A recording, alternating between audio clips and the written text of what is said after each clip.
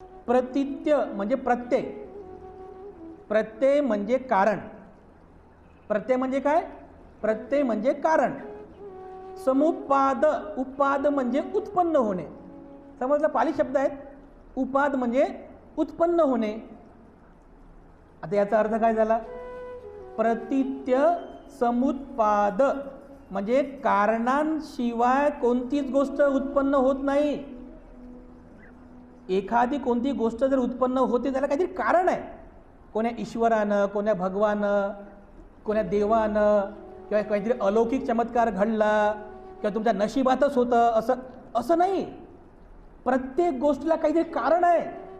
कारणाशिवाय गोष्ट घडत नाही. यालाच म्हणतात प्रतीत्य समुत्पाद सिद्धांत. दुसऱ्या शब्दामध्ये कार्य कारण भाव, कॉज अँड इफेक्ट. म्हणजे कारण आहे म्हणून कार्य घडते ना. समजा आता ऊन पडलं, कशामुळं? काय कारण? कारण सूर्य आहे, बरोबर आहे. पाऊस पडत आहे, काय कारण? कारण आकाशामध्ये ढग आहेत, बरोबर आहे की नाही.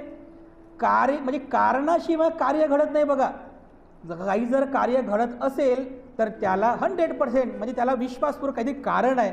कारणाशिवाय कोणती गोष्ट घडत नाही. म्हणून कार्य कोणतं घडतं जीवनामध्ये? दुःख उत्पन्न झालं, हे कार्य घडलं, याला सुद्धा काहीतरी कारण असलं पाहिजे ना.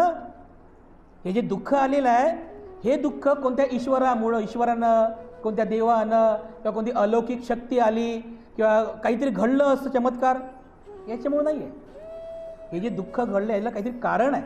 त्यालाच म्हणतात कार्य कारण भाव सिद्धांत. आणि याचाच शोध, याचा धम्मविजय भगवान बुद्धांनी केला. तर भगवान बुद्धांनी या कार्य कारण भावाला खूप सोप्या पद्धतीने समजून सांगण्याचा प्रयत्न केला. कसं?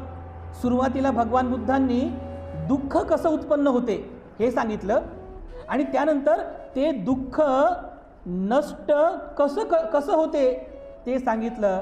तर दुःख उत्पन्न होण्याच्या 12 कड्या भगवान बुद्धांनी सांगितल्या. किती? 12 कड्या.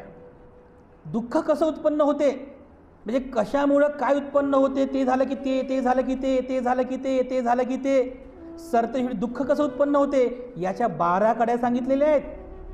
आणि त्या दुःखाला जर नष्ट करायचं असेल तर हे कारण नष्ट करा, मग ते नष्ट होईल, ते नष्ट होईल, ते नष्ट होईल, ते नष्ट होईल, ते नष्ट होता होता होता दुःखसुद्धा आपोआप नष्ट होईल. याच्यासुद्धा 12 कड्या सांगितलेल्या आहेत.